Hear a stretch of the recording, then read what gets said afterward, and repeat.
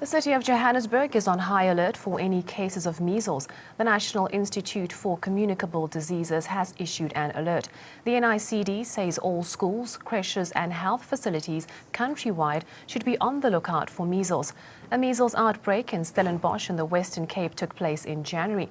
As a preventative measure, vaccination campaigns have been conducted by the provincial departments of health in response to the affected schools, institutions and areas.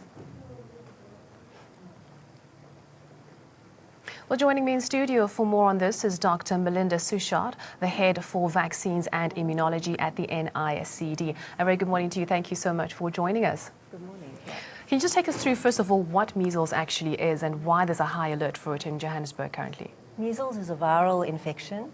It causes fever, rash, red eyes or conjunctivitis, and it can result in other symptoms and complications, including diarrhea, pneumonia, and even brain infection or encephalitis, and possibly death. So measles is a highly infectious virus. It can spread very rapidly, and these 6 cases in Johannesburg were confirmed after 29 cases that we know about already in the Western Cape, in the Cape Town and Stellenbosch area, and we've been on alert for looking out for spread of measles. Why is there like a higher alert of it right now? Do you know what the causes are that are causing it to increase? Well, there shouldn't be any cases of measles. That's what we're hoping for, is no cases. So really any case counts as an emergency and needs to be responded to. And what are the symptoms of measles? The symptoms of measles include a fever, a flu-like illness, and then a red spotty rash, which is really a flat, small red spotted rash over the whole body. Have we had an outbreak of measles in South Africa before? Yes, our last very large outbreak was in 2010. From the period of 2010 to 2012, there were 18,000 measles cases in South Africa, and certainly we don't want to see a repeat of that. But since then, there have been small localized outbreaks. For example, there was an outbreak of 66 cases in the Northern Cape 2 years back.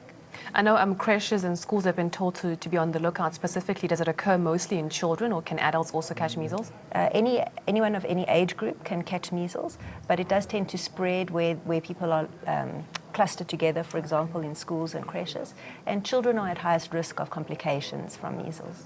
And there are vaccinations for measles, is that correct? Yes, measles vaccines are highly effective at preventing measles, and as you mentioned, in response to the Western Cape outbreak, there have been more than 270,000 doses already administered in a big campaign to prevent the spread of the outbreak.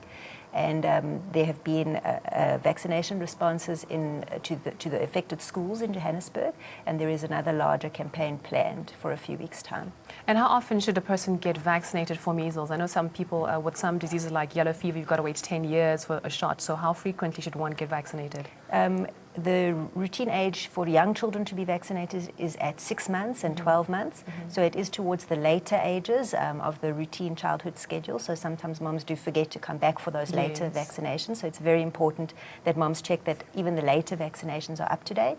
But for adults just need 1 booster dose if they are concerned that they are not immune from childhood. All right. And what do you think what does a person have to do if they think they might have measles? Because you mentioned it's highly contagious as well. Yes, if someone is concerned they may have measles, they should report to their doctor or nurse and ensure that a blood sample is taken, because without a blood test we can't tell the difference between measles and similar rash illnesses such as German measles.